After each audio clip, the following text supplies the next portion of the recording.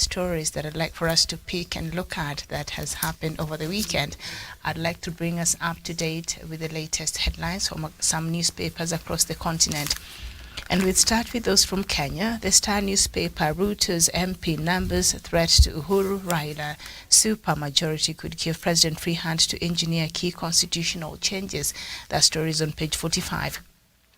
Police arrest 4 university students over robbery claims in Nairobi estates, and big guns continue to snub Azimio la Umoja's People's Baraza regional meetings and Kenya Kwanza's budget options as experts warn against expenditure cuts. That story we'll find on page 7 there.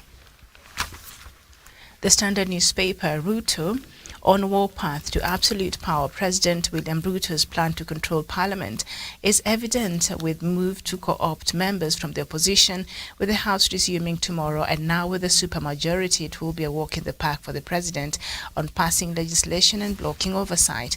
That is on page 4. Raila dares IEBC to open servers for poll audit. You'll find that on page 6. And the latest from the quake, the earthquake that happened in the border between Turkey and Syria. Arrest warrants out for officials. The story is on page 27. And Russia oil cut to raise fuel prices.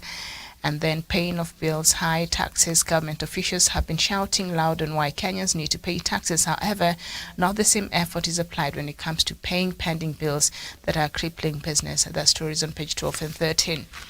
The Daily Nation.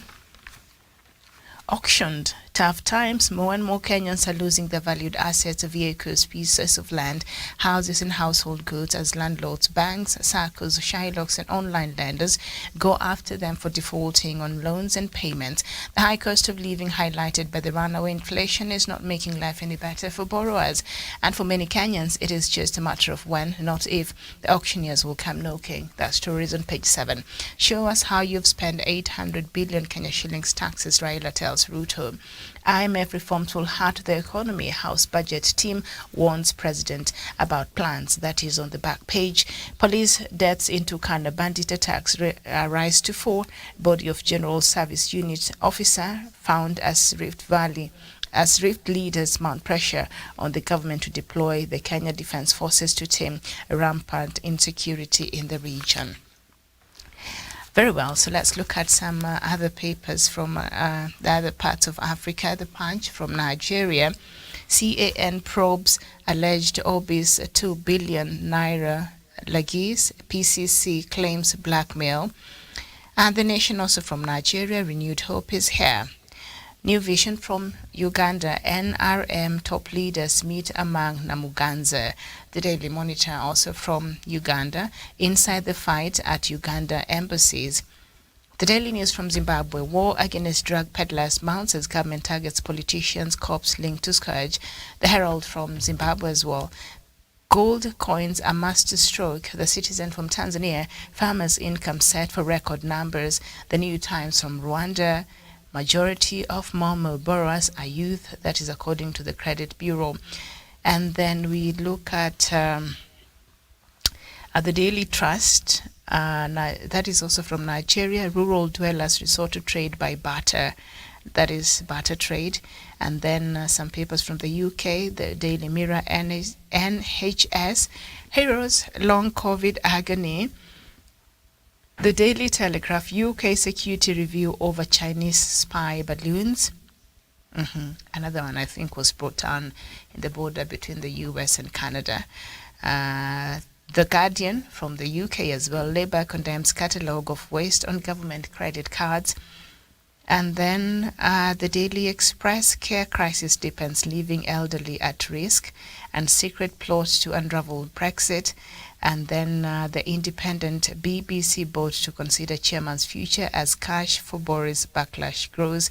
And that is what we have in some of the papers from Africa and others from outside the continent. You are now up to date. I don't know what the weather where you are looks like this morning, but in Nairobi it's going to be sunny all day with the temperature standing at 19 degrees Celsius. Bujumbura, it's going to be 23 degrees Celsius. Some sunshine with a bit of some clouds. Cape Town is going to be sunny all day, standing at 20 degrees Celsius.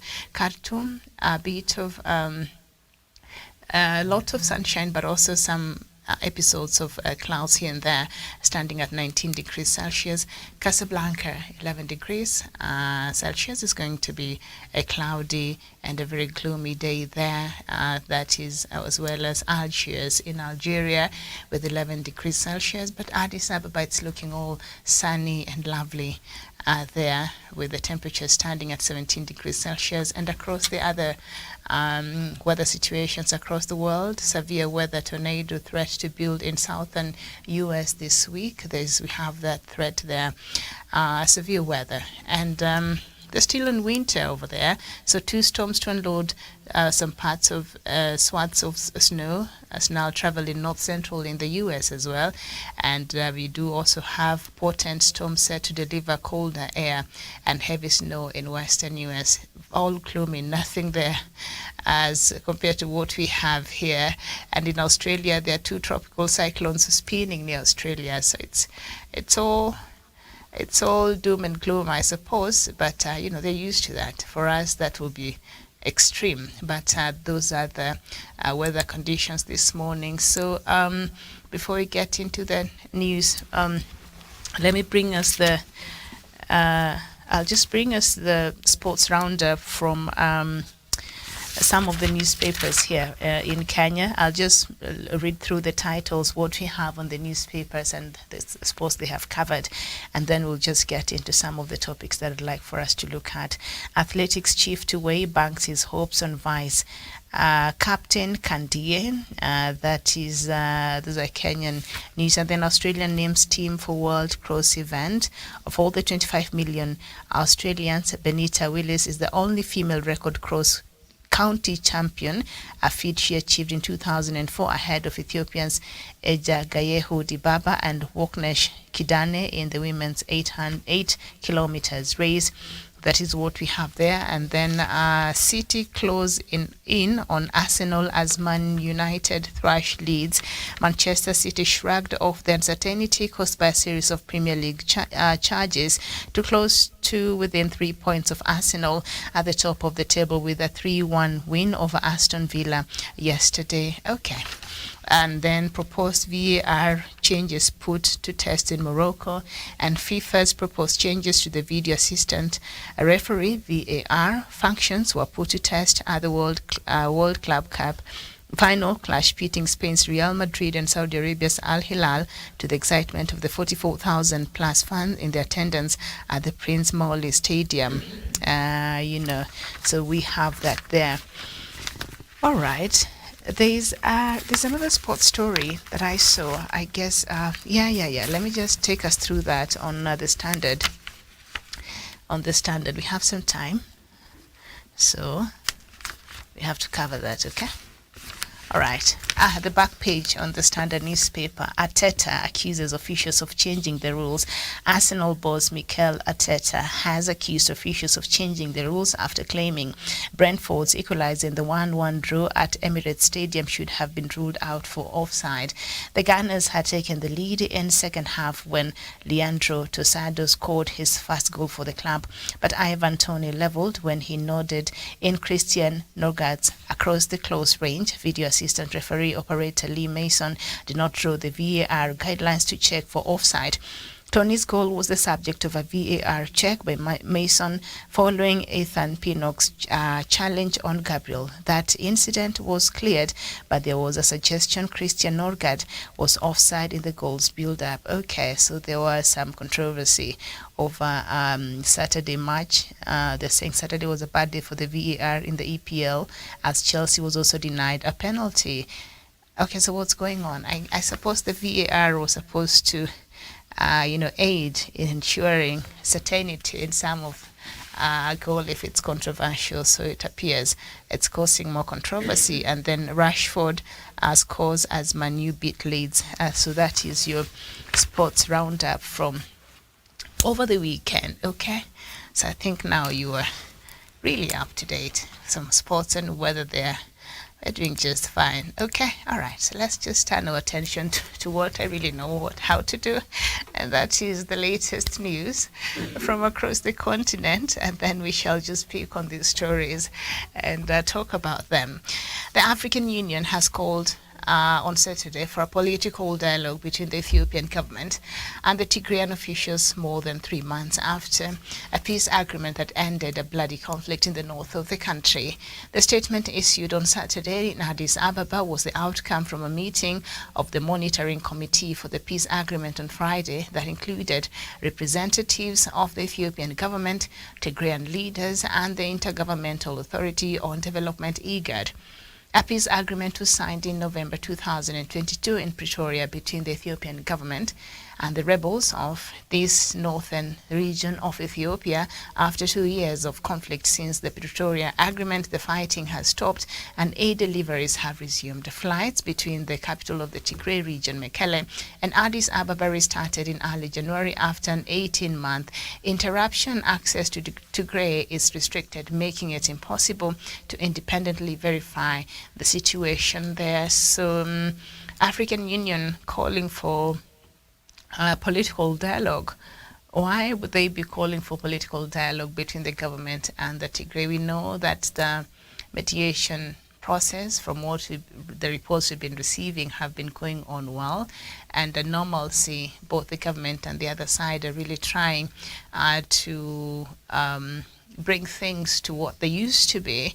But of course, there has been some issues that have been raised over the presence of Eritrean forces in Tigray. I've reminded you here over and over again.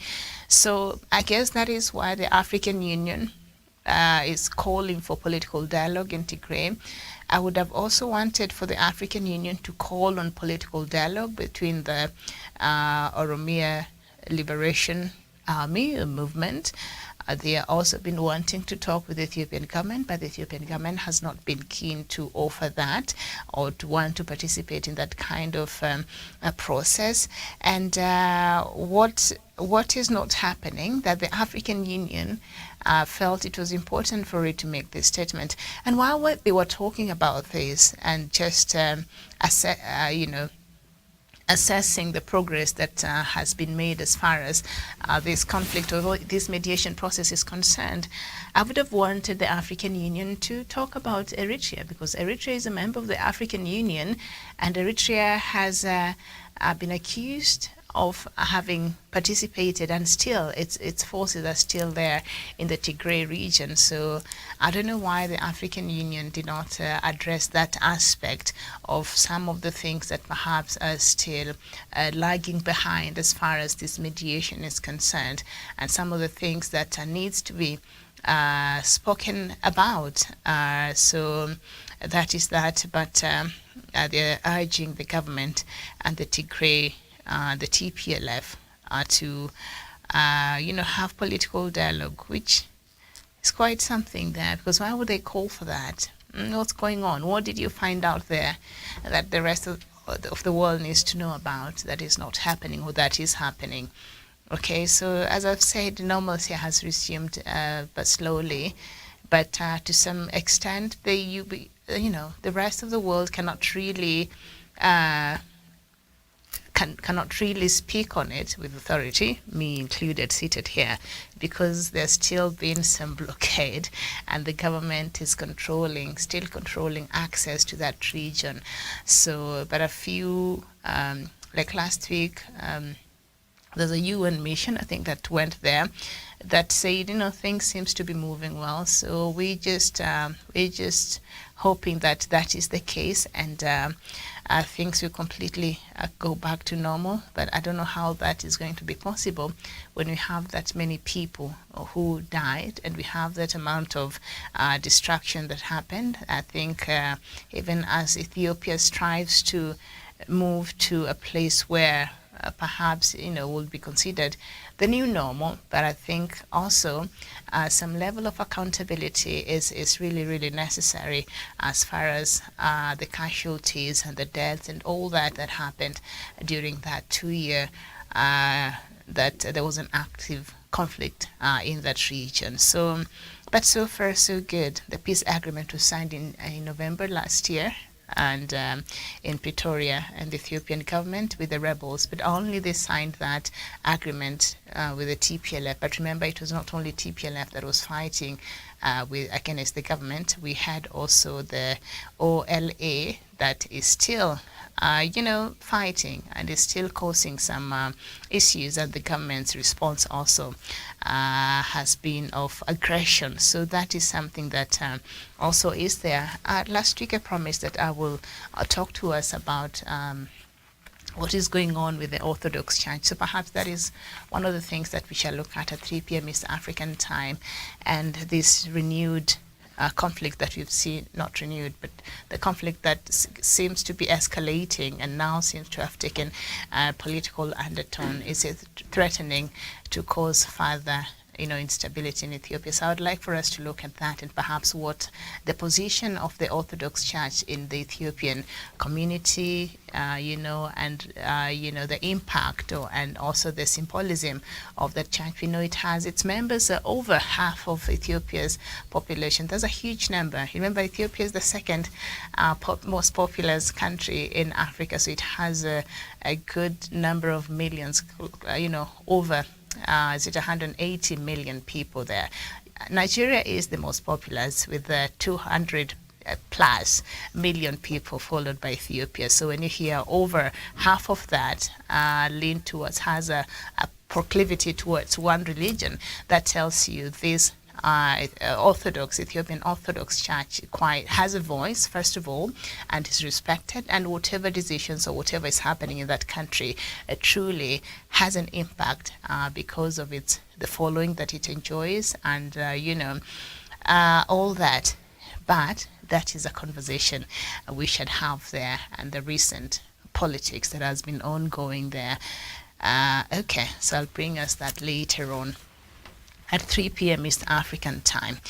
So that is great. And the African Union now calling for the political dialogue. Okay, so I wish this political dialogue was all-inclusive, though, because if you're just talking to one side, and yet we also have other sides that feel they need this dialogue, then you're not solving the problem entirely. So I still believe, even as I insisted during the mediation process in South Africa, we needed to gather all these warring parties together so that we could have a wholesome mediation and ensure that all these things have been addressed, or at least all these warring sides have been listened to, or they've listened to each other, but that was not the case. So, but perhaps at some point they will agree to come together and have a wholesome dialogue with every party represented in this dialogue, and not just a bilateral one between the government and the Tigrayans. While we know very well there are other groups or communities that really also want to have a conversation with the government for whatever reason that they feel is legitimate on their side. Okay, so let's just move on to from that. Talks in preparation for Gabon's presidential election in August are set to begin on Monday. Today, for vivid memories of the 2016 when the poll was marred by violence and the raiding of the headquarters of the main opposition candidate. Citizen campaigns groups and religious leaders were not invited and have not been invited to that meeting today, and which is quite interesting. So one of the leaders of that brings 6 civil society organizations together in Gabon, said, his name is Marcon, and he said the government did not appreciate the tone of the bishops, who also were not invited in these talks that are supposed to be happening today. And they spoke in the presence of the Vatican representatives and civil society, which has always been critical of the management of public affairs and the organization. These two components are an obstruction to the debates that will suffer. The debate will open between two parties. When you look at the composition of the government and the opposition, these are people who know each other. Maybe they don't want the church and the clergy to be able to intervene to stop them from doing their thing.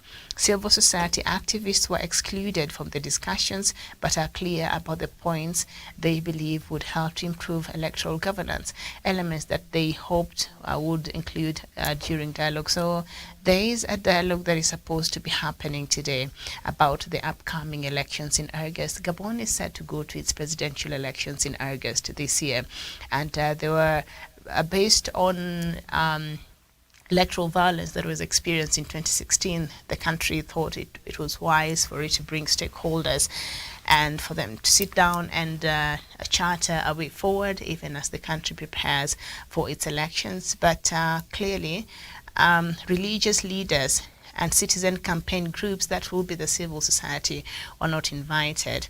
So if you were just a meeting of, first of all, the place of the church, I think, has increasingly taken a different direction and tone as far as the African politics is concerned. I was just talking to you about Ethiopia and the Orthodox Church and all that. And now we see that in preparation, the presidential election set to happen in August, the convener of this meeting, which is the government, refused to allow religious leaders to attend this meeting, as well as some civil society movements, which they call the citizen campaign groups, okay? And so it's quite interesting. Like, why would you not want leaders, especially of major churches, not to attend? I know in Kenya we have major churches like the Anglican Church, the Catholic Church, other Presbyterian churches that really, whose leaders are respected and who have some level of influence, but not so much. I think for us, the church leadership can say whatever they want to say and preach however they want to preach. But Kenyans in their heads, we know where to put the line between the church and what they say and the politics that play out in church. And when it comes to the time when we have to vote, that is when we depart and we go on to the cocoons of our ethnicity and all that. But nothing to do with our religious affiliation. So that has been the thing. The politicians will really use the church platforms because there's already audience there and all these things and campaign and all this and camouflage in the name of the church. So the church has been quite center stage in our politics. But when it comes to the voting time, then Kenyans know how to vote and where to vote. So the church really has not had such an influence as far as the voting is concerned. But the church has had a voice as far as the agenda of the day is concerned. But lately you find that the church is not like what the position that perhaps the leaders of the churches we had, especially in the early 90s during the multi-party, when Kenya was yearning and there were calls for multi-party democracy, and Kenyans were already tired of the leadership of the then President Moi. And so the church then and the voice of the church leadership then really mattered and set the tone and the agenda during the atmosphere at that time. So, but when you look at the leadership now, well, that's just another story. So let's just go back to Gabon. Why President Ali Bongo would not want the church leaders to attend this meeting? I don't know why that will be the case. Maybe because they criticize him. And the civil society, maybe because they criticize him. And the reason why he could be at loggerheads with the church leadership and the church as a whole there in Gabon is because he's been there. Ali Bongo, I think, has been the president since the father died in 2009. So he has been there since then, I think about almost 14 years now, come October of this year. And before then, the father had been the president of Gabon for almost 40 years. Let me just confirm that, so that, and before that, he was working in his father's government, So because of the Bongo family and how long they've been there, he is the third president of Gabon. So I guess Gabonese are just getting tired of that, and maybe the clergy. I've not come across such a news, but there is possibility for the clergy to be denied an opportunity to show up on this, and perhaps because maybe they're critical. I'm assuming maybe they've been critical about some of these issues, and maybe how the country has been run, because we know during the last elections in 2016 the opposition was really a target of a very heavy-handed government led by Ali Bongo. So Ali Bongo is the son of Omar Bongo, that is the father that was in power, who was the president of Gabon from 1967 until his death in 2009. During his father's presidency, he was minister. The father was president between 1967 to 2009. He died. So all this time, now the current president, Ali Bongo, he served during his father's presidency. He was the Minister of Foreign Affairs from 1989 to 1991. Okay, and he represented Bongoville as a deputy in the National Assembly from 1991 to 1999, and the Minister of Defense from 1999 to 2009. That is in his father's presidency, during his father's presidency. After his father's death, he won the 2009 Gabonese presidential election. He was re-elected in 2016 in elections marred by numerous irregularities, arrests, human rights violations, and post-election protests and violence. And Bongo is also president of the Gabonese Presidential Democratic Party. And I think during the post-election protests and violence that happened after the 2016 elections, I think this is where the church perhaps might have come out and spoken and perhaps criticized in some of the things that were being done by the government, or I think thereabout. And Ali Bongo, as I said, is the son of the late president, Omar Bongo, and his mother. All right, so I think I'll just skip that. But after graduating from his law course, he entered politics, joining the Gabonese Democratic Party, and he was elected to the PDG Central Committee at the party's third extraordinary congress in March 1983. Subsequently, he was his father's personal representative to the PDG, and in the capacity entered the PDG Political Bureau in 1984. He was then elected to the Political Bureau at the Ordinary Party Congress in September 1986. So I've already read to you how the positions that he was able to hold during his father's reign. And in December 2001 parliamentary election, Bongo was elected the National Assembly as a PDG, a candidate in Haut-Ogo province at the PDG's 8th Ordinary Congress in July 2003. He was then elected vice president of the PDG. His dad was still alive then. During the 2005 presidential election, he worked on his father's re-election campaign as coordinator general of youth. So you can see he really worked hard for his father. So I guess it was just it was befitting for him to reward himself with taking up his father's position after his death. I don't know if that is how politics work in Gabon, but clearly Bongo was re-elected in the National Assembly in December 2006, and he retained his post as Minister of State for National Defense after that election, although he was subsequently reduced to the rank of Ordinary Minister on 28th December 2007. I wonder why. The PDG's 9th, Ordinary Congress. And Omar Bongo died at a Spanish hospital, that is the father. On 8th June 2009, Ali Bongo appeared on television that night to call for calm and serenity. I wonder why was Ali Bongo the one making that address?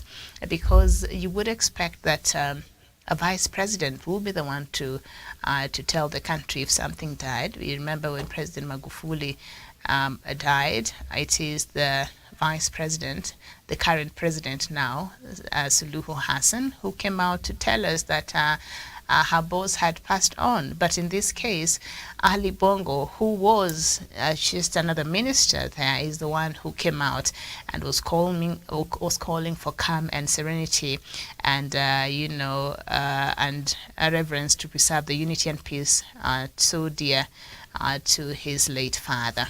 And having been appointed key positions by his father, it was widely considered likely that he would emerge as his father's successor following his death. Some press reports predicted a power struggle, however, suggesting that a fierce rivalry existed between Bongo and his sister Pascaline. He also has a very pronounced and very vocal sister there, who was director of the presidential cabinet. Look at that. So he also worked in different posts in his father's cabinet, and also his sister was there, director of the presidential cabinet. What is that? Was it like a super minister? What does a director of presidential cabinet do?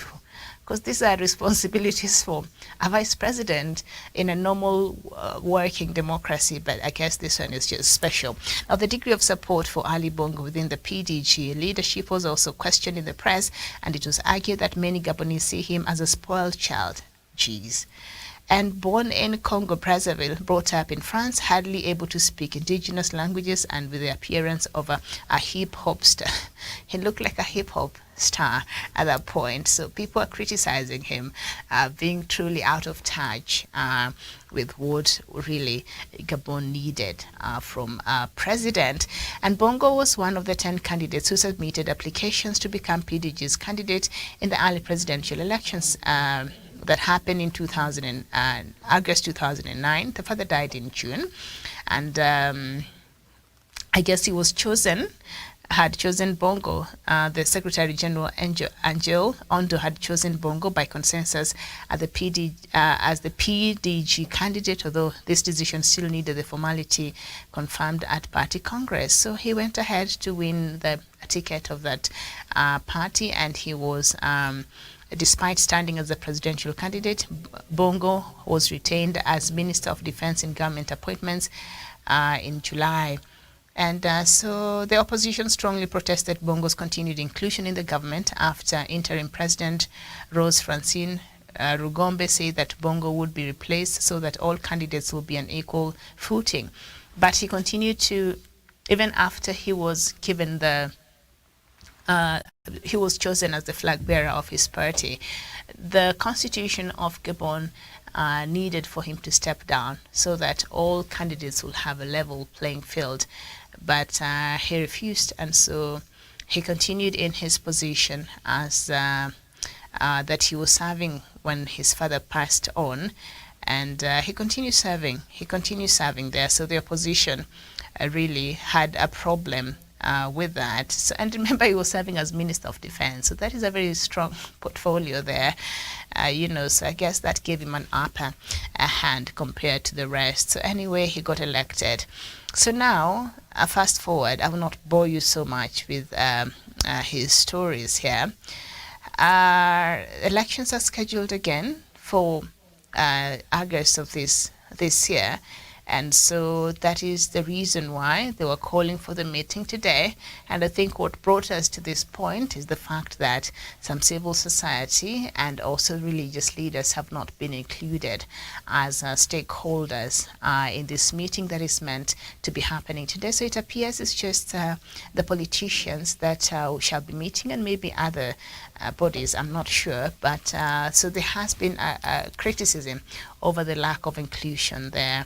And I just wanted for us to understand perhaps why was the church not included in this meeting today, and thus I needed to bring us a bit of a background over what is going on, and perhaps why the church was not included. And most likely it's because the church has been critical of the government. And Ali Bongo has been in power for 14 years now.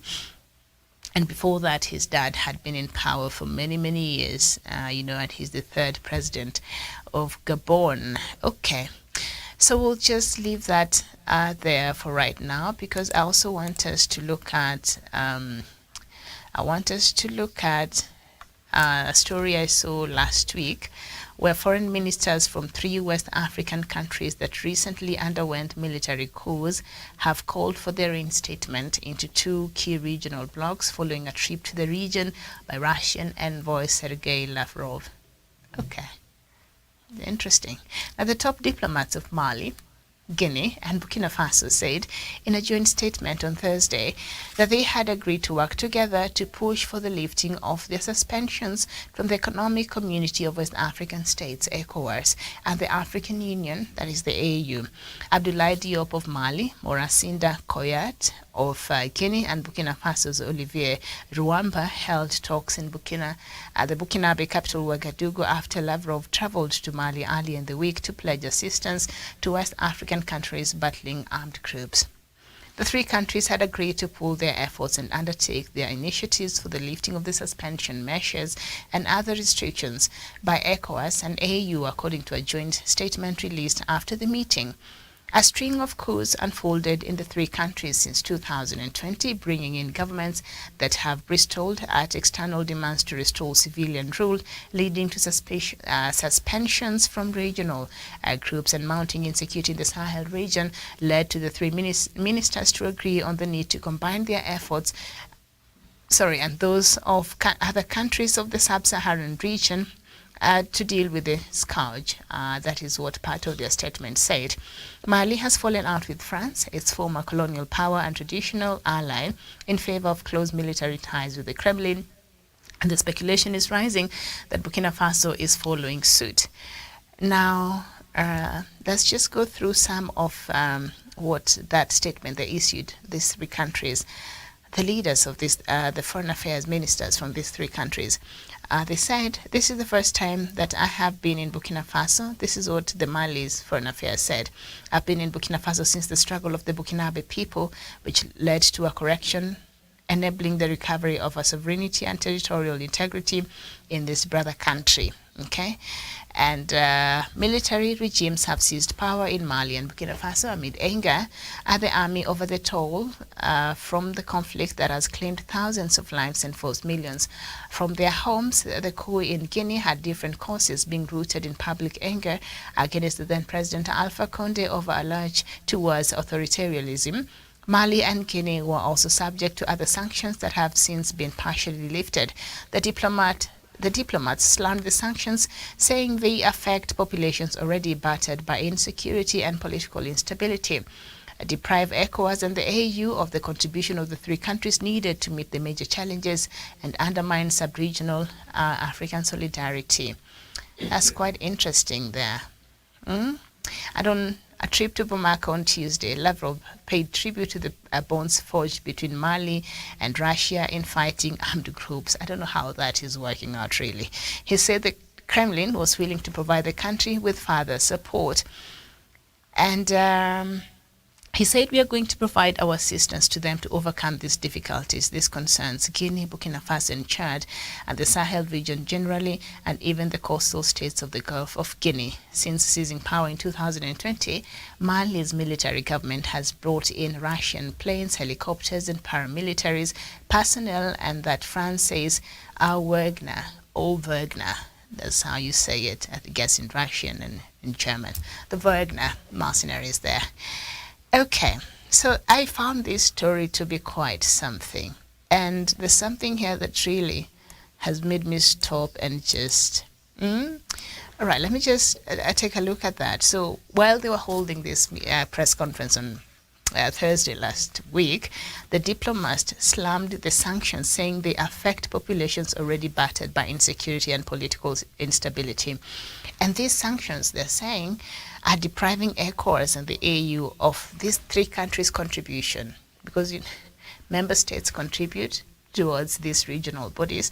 So they're saying, by us not being included there, ECOWAS, which has suspended them, and African Union, which also suspended them, okay, are missing out on the contribution of these three countries. And this money, AU really needs it, and ECOWAS really needs it. It's quite interesting that that's how they'll make their case as to why they should be, the sanctions should be lifted, and they should be allowed to join or rejoin these bodies. Now, I've said here, and perhaps for the interest of those who don't know, I might just want to repeat that as a member of the African Union, any member state, for you to qualify to be a member of the African Union. First, outside of being here in Africa, in the African continent, that is the first qualification, right? We do have other observers, other countries that have observer status and other institutions that have observer status in the African Union. But for you to be a member, not have an observer, like the one that Israel wanted, that the SADC countries fought, led by South Africa, because of what they term as the apartheid that Israel is inflicting on the Palestinians along the areas that there has been fighting, the West Bank, Eastern Jerusalem, and that area. And so SADC was really against Israel being given the observer status in African Union. So any other member outside of the continent or institution or even personalities sometimes are granted observer status in African Union, and not just in African Union. We see that happen in the United Nations, we see that happen in EU, and so on and so forth. So it's really not a new phenomenon, okay? But for you to be a member in the African Union, then one, you must be from the continent. And second, the leadership in your country or of your country must be civilian. So you can't be a member of the African Union if you're led by a military. Okay? So that is the reason why after the coups that happened, the African Union did not have a choice but to remove these, to suspend these countries from African Union. So that is just how it is. That is how it has been. Sudan has been suspended, and I saw Sudan also traveling here a couple of weeks ago, trying to talk to the new administration here in Kenya to put a good word for them in the African Union, to have the sanctions or the suspension lifted. There's no two ways about it. And this is what these army juntas don't understand. You just can't have your way. There's not two ways about it. It is either the leader, as we saw in Chad, but Chad is just a different case altogether. A lot of double standards that happen there. But I believe that Mohammed Deby, I think he step down from his position. I think I need to double check that, but something close to that. I think he might have stepped down. But also, like I said, the double standards when it comes to Chad, and after the father died, Idris Deby, and how Mohammed Deby came to power. He was a military officer, and immediately his father died, he was installed for whatever reasons there that, perhaps France can tell us about, because France was very instrumental during that transition. But that aside, we're not talking about that.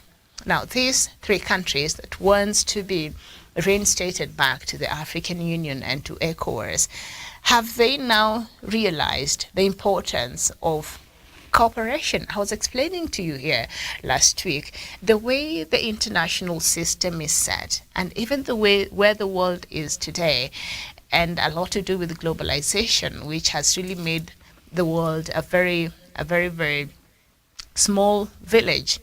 Meaning that we need each other. You can't just operate in isolation. You cannot be an island by yourself.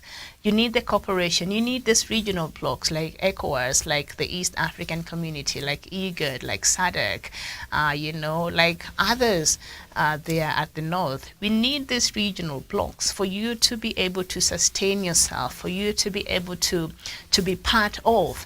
Then it is important for you to operate. I think cooperation is very key as far as your existence in this international system is concerned. So they have discovered now that things are becoming very difficult for them because of the isolation.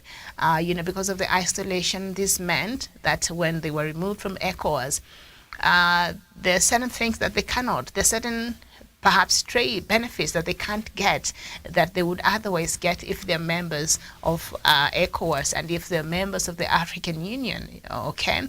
So they're saying, but for them, they're feeling like it is ECOWAS and AU that is missing out on their contribution, which I think is just rubbish.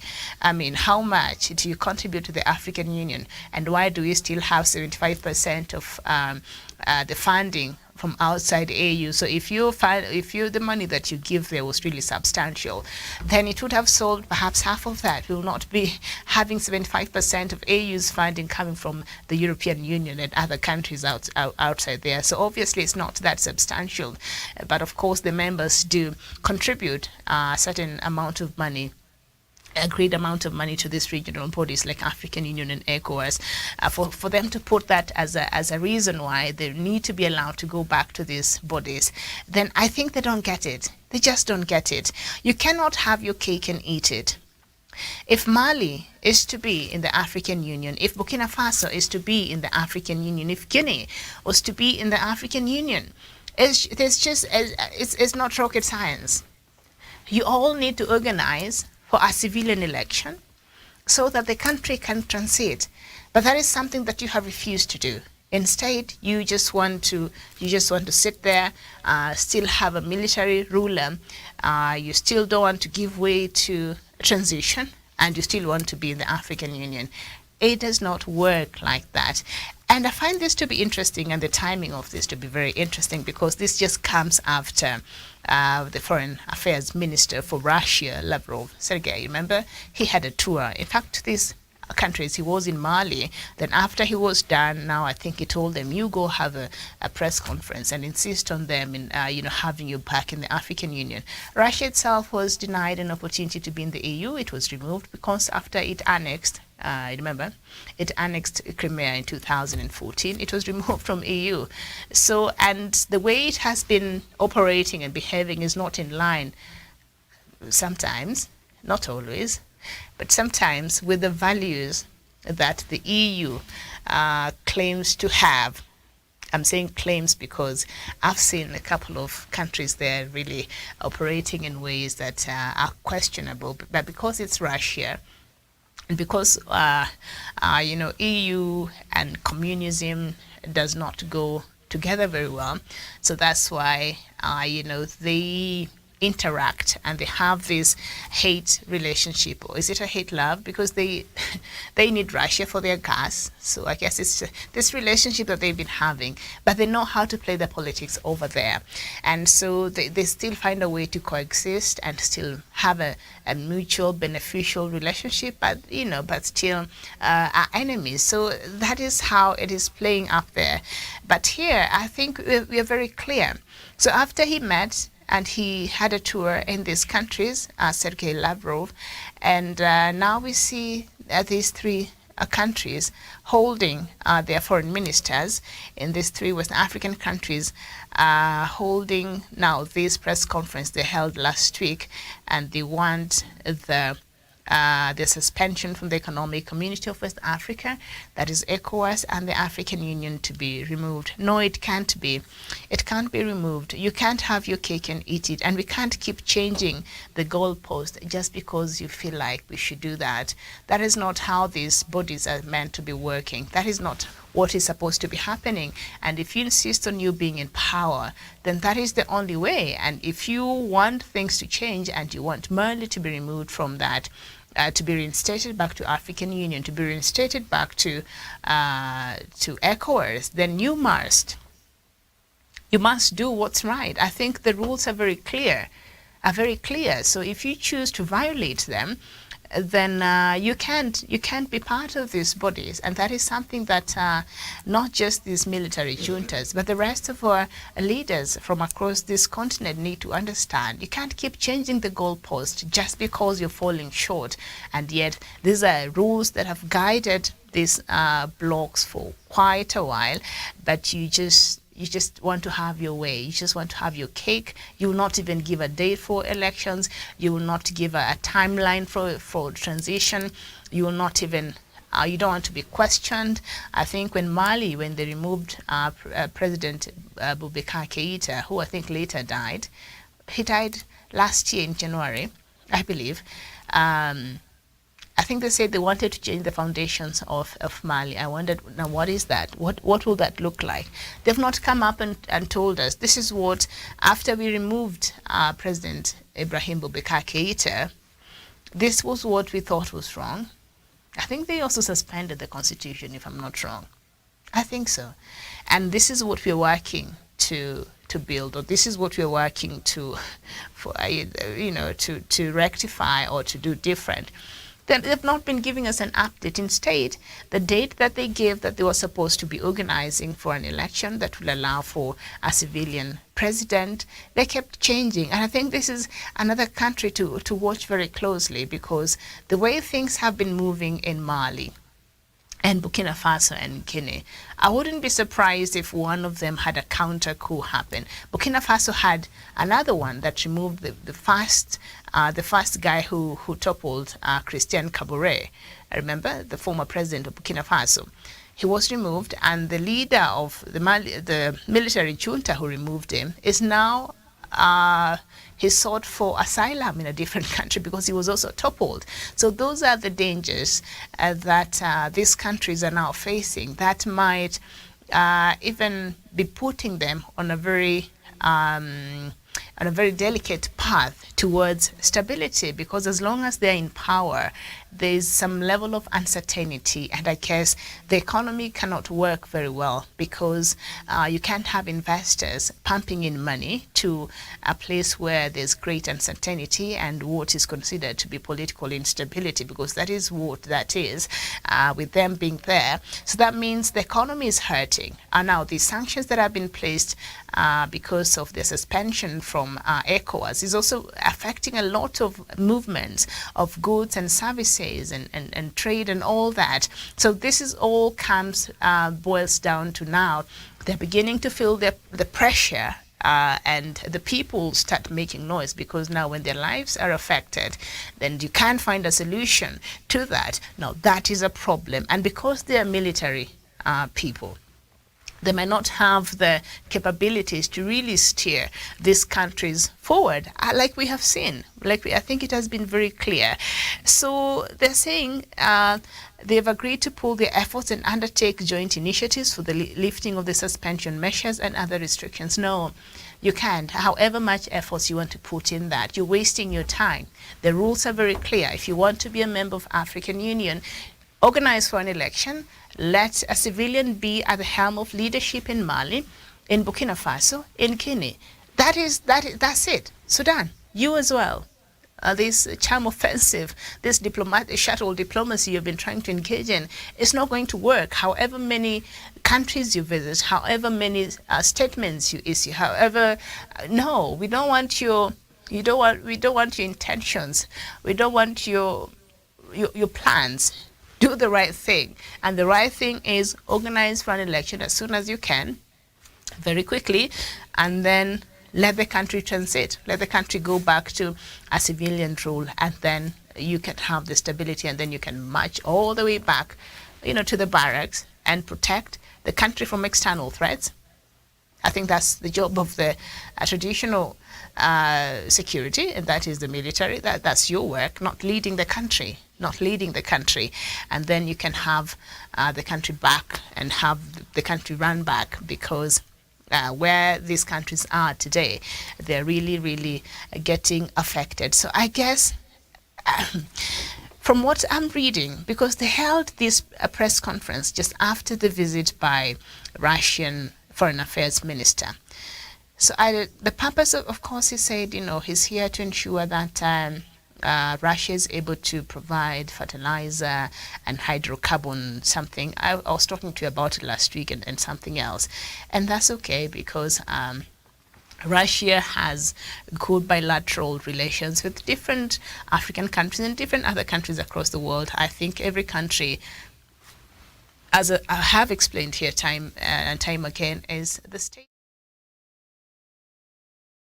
best for Russia, and in cooperation with these other countries, if they feel like their relationship with Russia will be will be of benefit to them, then more power to them, because at the end of the day, the state is always the main referent, and the state will always look out for its own interest. Okay, that is what addresses international relations and diplomacy, because that is in line with the foreign policy of a country. Now, why would they hold this press conference just after the visit of this diplomat? Okay, foreign affairs, usually ministers, they are considered diplomats in a lot of times, because they hold a very important docket as far as representing their country is concerned. And Sergei Lavrov is a very key person in the Russian government. So he's a very important figure as far as that is concerned. And you can see even the Secretary of State, the U.S., I think, is the same docket. You can see he has a bit of more leverage compared to other dockets in the U.S. The Secretary of State is equivalent to Ministry of Foreign Affairs in the U.S. So you can understand why they're given that, because it's a very important docket. So for them holding this press conference and now insisting that they want to go back to African Union and not COMES, ECOWAS. COMES is another regional body in Africa.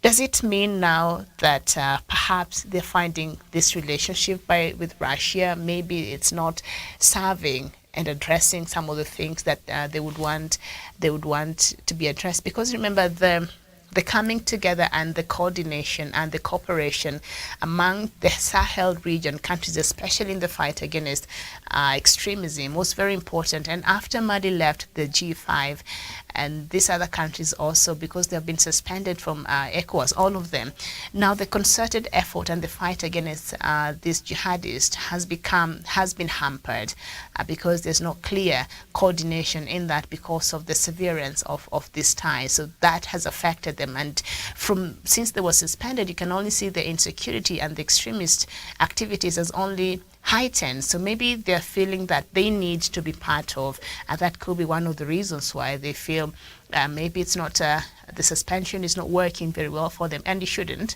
And so that, because that is why sanctions are put. They're meant to put pressure on the government, and they're put in a way that the people will feel it, and after the people have felt it, they will start becoming uncomfortable, and now they start going after the government. So that usually that is the main reason of sanctions. It's not put to affect the government per se, but it's put in a way that it will affect the majority of the people in a country. And once they start biting and they make enough noise, now the government will be in trouble. So I guess the people there and the economy has been affected. And remember, we're just coming from COVID-19. So the people are like, I know these sanctions from ECOWAS is really affecting our businesses. It's really affecting the free movement between our countries and among the member states of ECOWAS and all that. And so now they're feeling the effect of that. And so now they're holding this press conference, and now they want to be reinstated back. All right, I think I want to end at this point, and I will continue with this conversation among others around 3 p.m. East African time. So hopefully you can join me then. And remember, we shall be looking at this religious war that is now threatening the stability of Ethiopia. I think I'd like for us to look at that just in details. Thank you so much for your time this morning. Enjoy the rest of your day. Bye-bye.